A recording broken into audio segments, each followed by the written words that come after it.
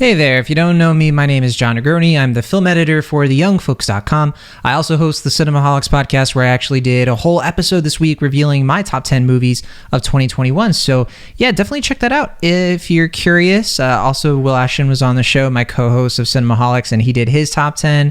It was a great time. So if you are curious, subscribe to Cinemaholics. I'll be glad you did. All right, so Scream 2022, or Scream 5, if you want to use the unofficial title, which I think I will. Scream 5 is easier to say and less confusing. So Scream 5, it's the fifth film in Wes Craven and Kevin Williamson's meta-slasher Whodunnit franchise. Meta-slasher Whodunnit actually being a phrasing they use in the movie because, of course. This franchise, dating back to the first Scream, which came out in 1996, Matt Bettinelli, Olpin, and Tyler Gillette direct this film, and this is actually their follow-up to the wonderfully solid, at least I thought it was solid, Ready or Not from 2019.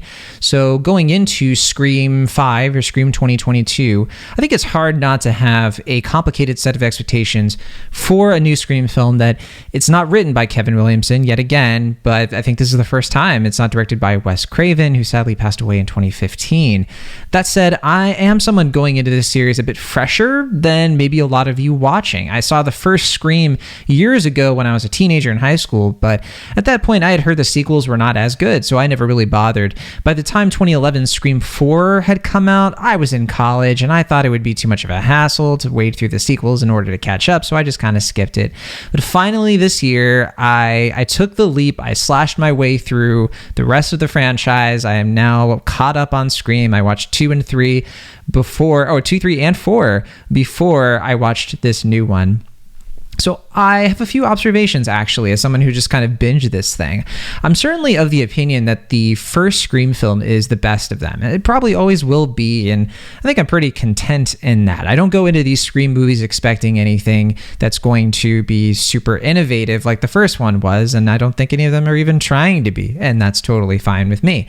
The second movie is still fittingly my second favorite, mainly because I think of the heart it holds for the central four characters, and I do think that sort of thing gets pretty unwieldy and a bit too navel-gazy in Scream 3, which is easily my least favorite of these by a pretty decent margin. And Scream 4, certainly an improvement. I think it's pretty good, but I find myself judging all these Scream movies by how good the mystery angle is and how challenging yet satisfying it is to guess what's really going on beneath the surface and behind the ghost face mask.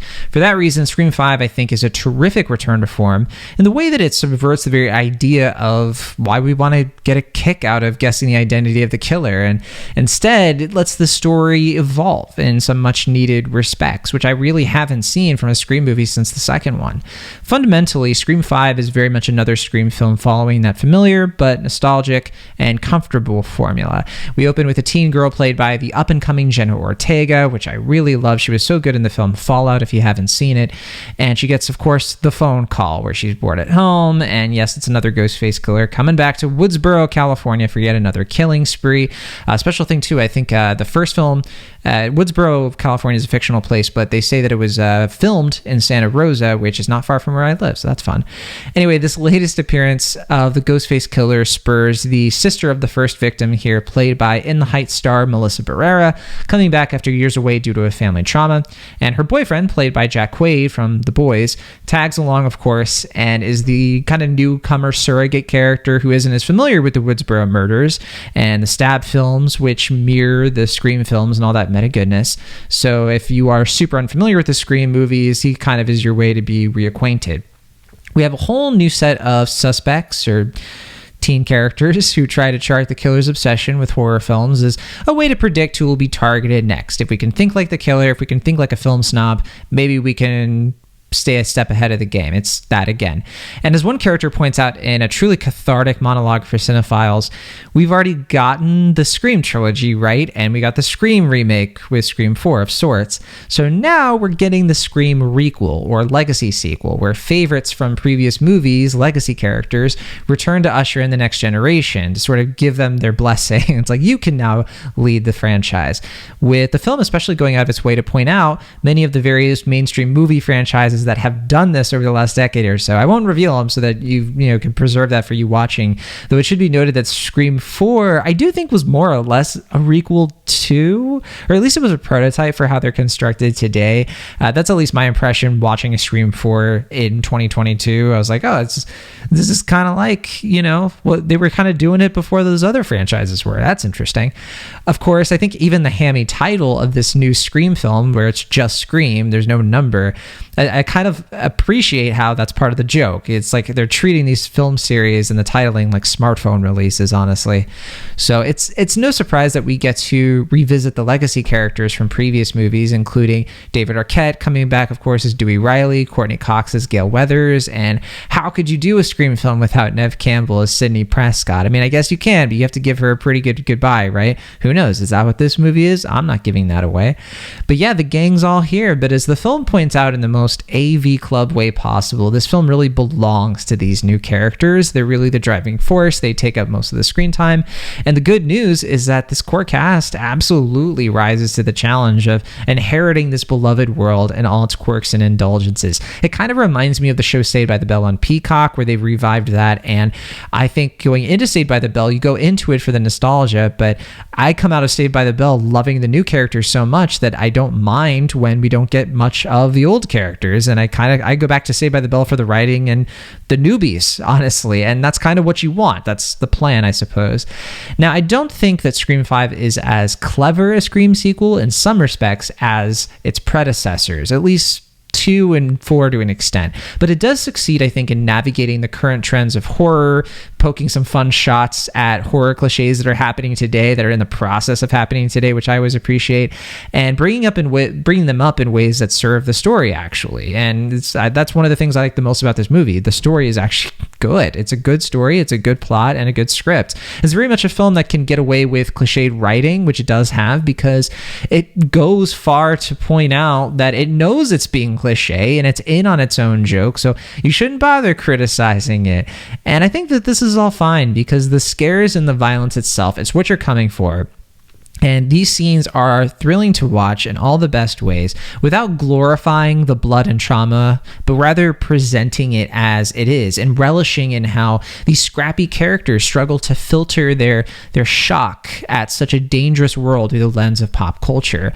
That's probably why the Scream movies continue to be so effective, despite doing relatively little to change things up. And it's because the fan base behind these movies, far as I can tell, get a whirlwind of fulfillment, or the very aspect of feeling seen, when characters in movies and everything else are as delighted about movies and the predictable unpredictability of fiction as they are, particularly in the age of the internet, where spoilers are everywhere and people like me spend hours and hours a week dissecting movies and television, analyzing them for every core truth, and investigating all the possible ways we can apply modern fables to our everyday existence in an effort to make sense of the nonsense.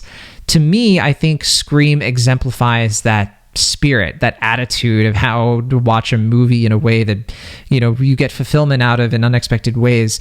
It really sums it up in a great way, especially through the lens of horror. And that's just the start of the many pleasures to be found in Scream 5. I've touched on very few because I don't want to give anything away. I want you to go into it fresh if you haven't seen it. And I think this movie is tremendously successful at almost everything it sets out to do. It gives the hardcore fans exactly what they want, but it also gives perhaps the naysayers enough content to make them think and recontextualize what a slasher can do and say in 2022. I think the slasher is in a weird place right now, specifically when it comes to how certain segments of fandom in movies and games and everything else can learn the wrong lessons about the very stories that shape them. I would certainly be happy to get another one of these Scream movies every decade or so. It's kind of fun to watch them too, like rewatching, or for me, in my case, watching them for the first time, seeing them as time capsules and how they exemplify different eras of horror films and movies in general, right? And so getting a new Scream movie every decade, I'm all on board if they're as good as Scream 5, because I think this one's coming at just the right time to apply that same iconic character design, the design that never gets old, I think, in an effort to parody the weirdness hardness of horror in smart but deliciously chilling ways. And I'm sure a lot of people are going to come to this movie for the nostalgia, for the childhood memories, but I'm really hoping that they leave with some goosebumps and something to think about when they walk out of the theater. So Scream 2022 opens in theaters January 14th, so that's this Friday. I understand, of course, it's kind of a tricky time to do things because of Omicron, so I will say, if you're the biggest fan ever, be safe. If you're going to go to the theater, I obviously can't make health recommendations because I am not a health professional, but of course, I just want to point that out. Now, I don't know what I'm going to be reviewing next. I have a bunch of other films that I am planning to see. I did see the new film Belle, the animated film, and it's quite wonderful, and I don't know if I'm going to find time to review it on this channel or anything, but as always, if there's anything you're interested in me covering, I'm always checking the comments, so be sure to hit me up. I would love some guidance because January is a weird time, and I'm also going to be catching up on a show that I'm reviewing for the Spool called Archive 81 that is going to be on Netflix, so I might actually do something related to that. We'll see. But for now, that's it for me. I'll see you on the next one.